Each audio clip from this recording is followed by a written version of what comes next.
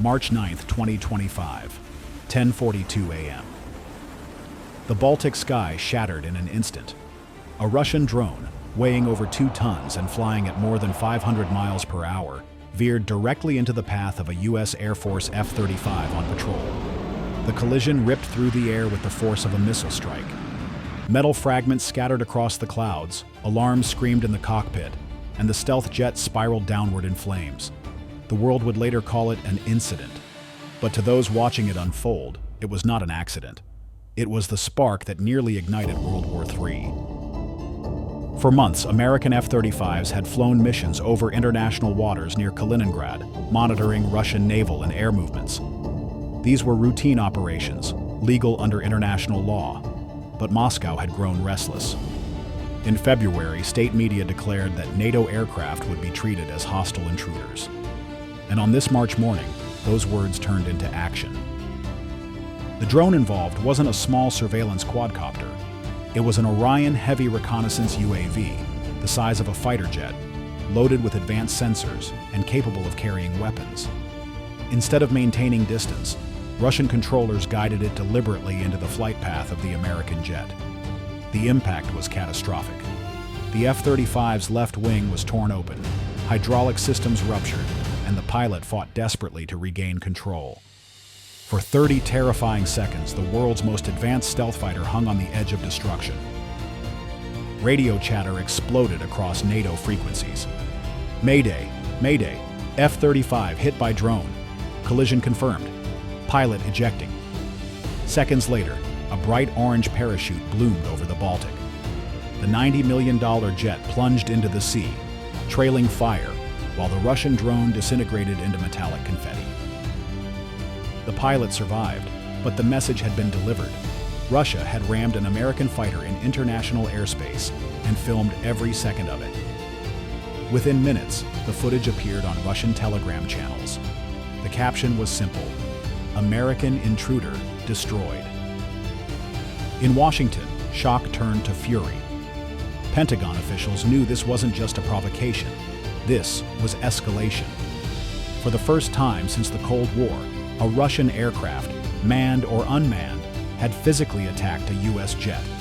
The decision was immediate: protect the skies, show strength, and make sure Moscow understood that this line could never be crossed again. At 11:30 a.m., less than an hour after the crash, 2 F/A-18 Super Hornets launched from the USS Dwight D. Eisenhower, patrolling near the North Sea. Minutes later, 4 more F-35s scrambled from bases in Germany. They were joined by a P-8 Poseidon reconnaissance aircraft and multiple MQ-4 Triton drones, establishing a wide surveillance net over the Baltic. The U.S. Navy was mobilizing in real time, bringing its most advanced platforms into the theater. But Moscow wasn't retreating. Russian radar sites in Kaliningrad lit up like Christmas trees. S-400 surface-to-air missile systems locked onto the incoming American fighters. Su-35 scrambled from Chkalovsk Air Base, streaking toward the border. The Baltic was seconds away from becoming the most dangerous airspace on Earth. Civilian ships reported seeing contrails crisscrossing the sky, sonic booms echoing over the waves. NATO command centers went to maximum alert. Every move was being watched by satellites. Every decision calculated to avoid a war, but prepared for one if it came. The U.S. response was measured but unflinching. Destroyers in the Baltic Sea activated their Aegis combat systems, launching a live fire exercise that was anything but routine. SM-6 interceptors streaked into the sky, destroying dummy targets at hypersonic speeds in full view of Russian radar. The message was clear: America's shield was up, and its sword was ready. News broke within hours. Russian drone rams U.S. F-35. Headlines screamed across CNN, BBC, and Reuters. European leaders scrambled for statements. NATO convened an emergency session in Brussels. The Kremlin issued a denial, claiming the drone had malfunctioned, but no one believed it. Analysts pointed to the precision of the impact, the timing of the propaganda release, the aggressive tone of Moscow's state media. This was no malfunction. It was a deliberate test. For the pilot who parachuted into freezing Baltic waters, rescue came quickly. A U.S. Navy Seahawk helicopter plucked him from the sea within 20 minutes. But as he was lifted aboard, shivering and pale, one thought dominated every officer's mind. What if he hadn't survived? What if the drone had killed an American pilot in international airspace? The world would have crossed a point of no return. By nightfall, the Baltic remained tense. American fighters patrolled the skies, Russian jets shadowed them from afar, and destroyers on both sides prowled the waters. Every radar lock, every close pass, every electronic ping carried the risk of miscalculation. The drone strike was not just a collision. It was a declaration that Moscow was willing to gamble with fire. This is Navy power. If you want to see how the U.S. responds when its pilots are attacked, smash like, hit subscribe, and consider becoming a sponsor. Because this was not an accident. This was the opening move of a crisis that shook the world. March 9, 2025. 4:10 p.m. The Baltic sky had not calmed since the drone collision. Instead, it had become even more dangerous. Russian state television replayed the footage of the destroyed F-35 on an endless loop, calling it a humiliation for America. But inside NATO command centers, officers were watching something far more alarming: Russian fighters pouring into the sky over Kaliningrad. First came the Su-35s, advanced supermaneuverable jets armed with R-77 and R-37 missiles. Then came the stealth aircraft Moscow had long boasted about, but rarely risked in contested airspace, the Su-57 Felon. Within minutes, more than 20 Russian fighters were airborne, circling above Kaliningrad like vultures. Their intention was clear: force the Americans out of the Baltic and claim dominance. On NATO frequencies, the warnings were sharp. Russian aircraft closing, maintain distance, do not cross. But the Russian fighters weren't listening. Su-35s locked radars on U.S. patrols, their missile indicators glowing hot. Su-57s swooped in low, using terrain to mask their approach before popping up on American sensors. The message was unmistakable. Russia wasn't backing down, it was escalating. At 4:20 p.m., the U.S. Navy responded. From the USS Dwight D. Eisenhower Strike Group, more F-A-18 Super Hornets screamed into the sky. From Germany, additional F-35 Lightning IIs scrambled. A B-52 Stratofortress, bristling with electronic warfare pods and cruise missiles, entered the theater under escort. And high above, orbiting silently, was an RC-135 rivet joint, sucking up every Russian signal. The Americans weren't just showing presence, they were showing dominance. The standoff escalated minute by minute. Russian Su-35s dove aggressively toward NATO formations, pulling away at the last second. One Su-57 crossed within 200 meters of an American F-35, its pilot giving a mocking roll before breaking off. The Americans held their fire, but every pilot's finger hovered near the trigger. At any second, a missile could fly and the Baltic would erupt. NATO commanders understood that restraint alone wasn't enough. They had to send a message Russia could not mistake. At 4:33 p.m., the order was given. The destroyer USS Gravely, operating in the Baltic Sea, activated its Aegis combat system. Seconds later, SM-6 interceptors roared skyward, locking onto live target drones in a planned exercise. The missiles struck at Mach speeds, detonating so brightly they could be seen from the shores of Kaliningrad. It wasn't an accident that the Russians were watching. It was a demonstration. America's shield was active and its sword was ready. The Russians answered in kind. From Kaliningrad, S-400 air defense systems lit up the sky with radar beams, locking on to American jets. Civilian pilots and commercial aircraft reported hearing warnings through emergency channels. Leave the area. Danger of engagement. The entire Baltic was on edge. Then, the most dangerous moment of the day. At 4:41 p.m., a Russian Su-35 locked its fire control radar directly on an American F-35. For 7 long seconds, the lock held. Alarms screamed in the cockpit. The American pilot prepared to fire in self-defense. NATO command braced for the worst. Then, just as suddenly, the Russian jet broke off, diving back toward Kaliningrad. It was a test, and nearly the beginning of a war. Washington's response was immediate. The Pentagon released images of B-52 bombers arming on European runways. A U.S. Air Force E-3 AWACS broadcast its presence openly across the Baltic, its radar umbrella covering every Russian move. And most importantly, for the first time in 2 decades, American F-22 Raptors deployed to Europe were ordered forward into Baltic patrols. Moscow had wanted a show of strength. Now it was getting one. By sunset, the Baltic sky was the most dangerous battle space on Earth. Russian Su-35s and Su-57s circled Kaliningrad. American F-22s and F-35s prowled international airspace just miles away. Every move was tracked by satellites, every word recorded by command centers. One miscalculation, one flare mistaken for a missile, one pilot too eager to prove himself, and the world could plunge into direct conflict. For ordinary civilians on the ground, the spectacle was surreal.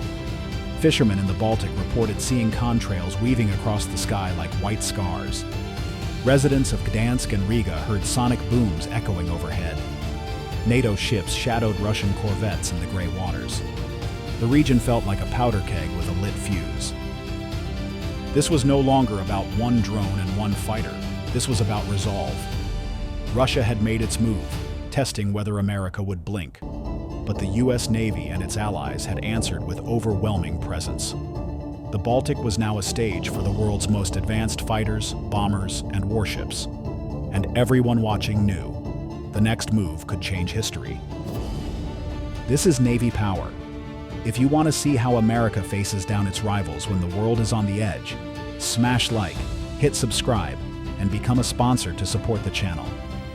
Because what happened over the Baltic was not a drill. It was the opening act of a crisis that could shake the world. March 10th, 2025, 01:03 a.m. The Baltic night was black and silent until it wasn't. From Kaliningrad's coast, the horizon suddenly lit with orange fireballs. Dozens of missile plumes arced upward, carving deadly trails into the sky. Russia had made its next move, a massive launch of Caliber and Iskander cruise missiles, fired not at targets in Ukraine, but directly toward international waters patrolled by NATO.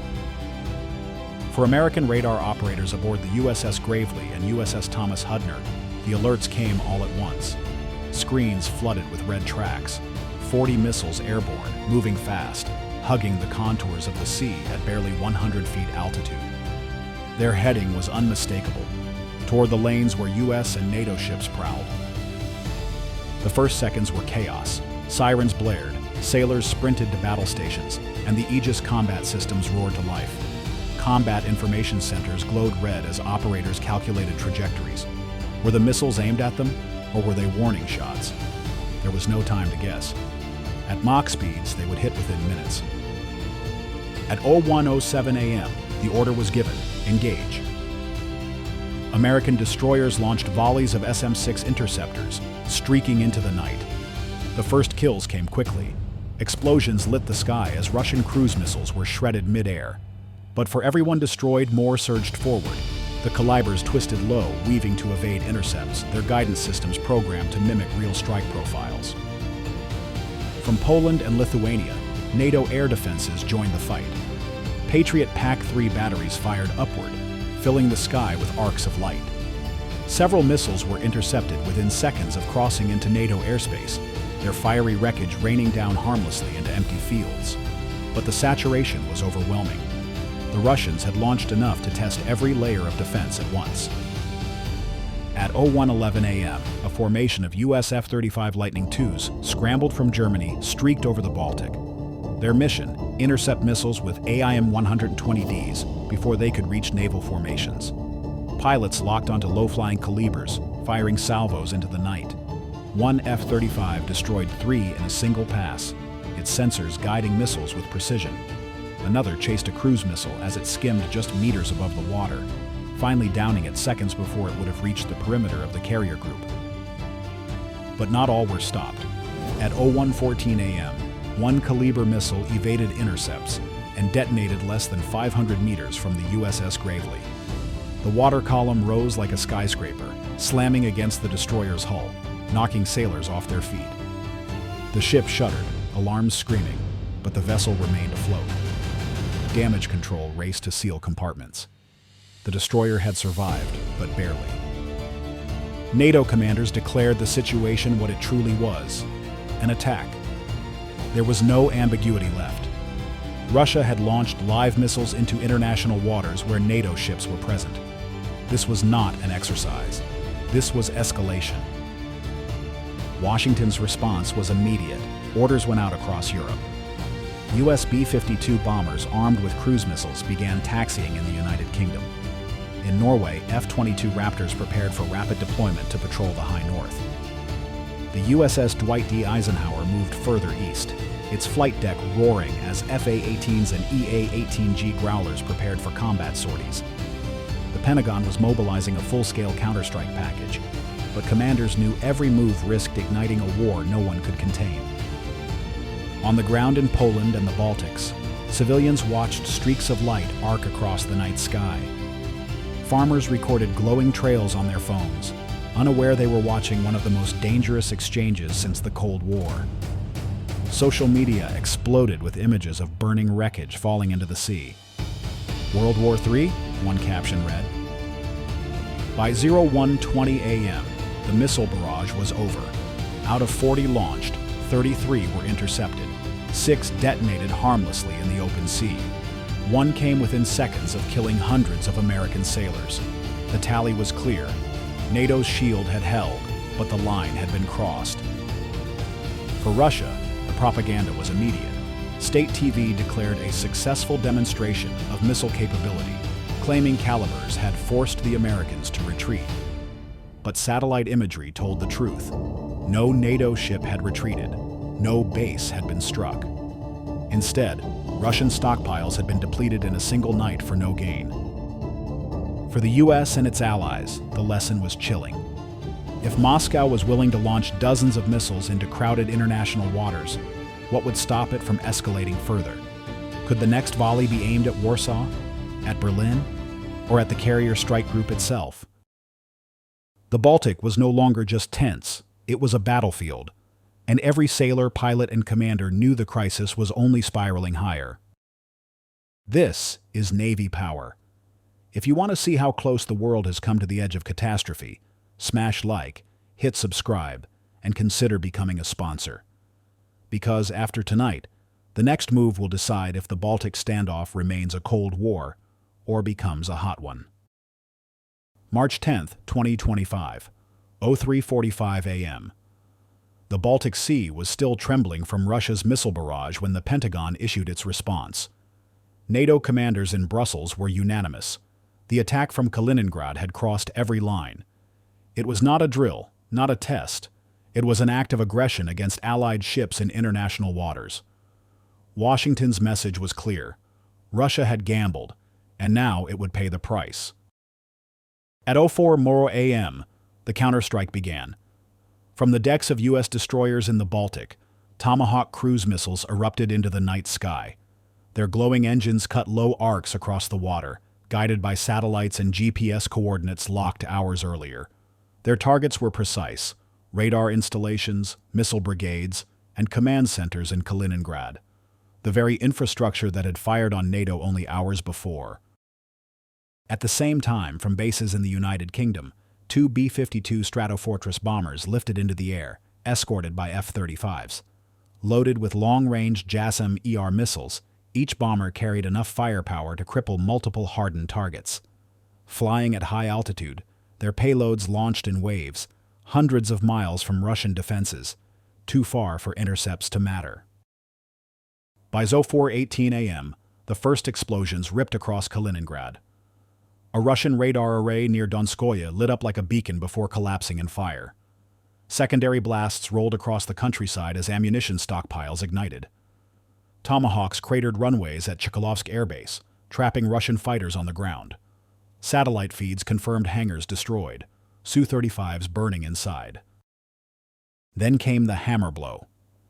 A B-52 strike package released a barrage of JASSMs at Kaliningrad's S-400 surface-to-air missile batteries, the systems Russia had boasted as impenetrable. Precision warheads tore through launchers and command vehicles, detonating fuel and interceptors in massive fireballs. NATO commanders watched live feeds as flames consumed the very weapons Moscow had promised would deny the Baltic skies to the west. Russia scrambled to respond. Sirens blared across Kaliningrad as civilian residents were rushed into shelters. Anti-aircraft guns fired wildly into the night, tracers arcing across the sky. But it was too late. The strike had been planned to overwhelm in minutes, not hours. By the time the first intercepts launched, the majority of NATO's missiles had already struck their targets.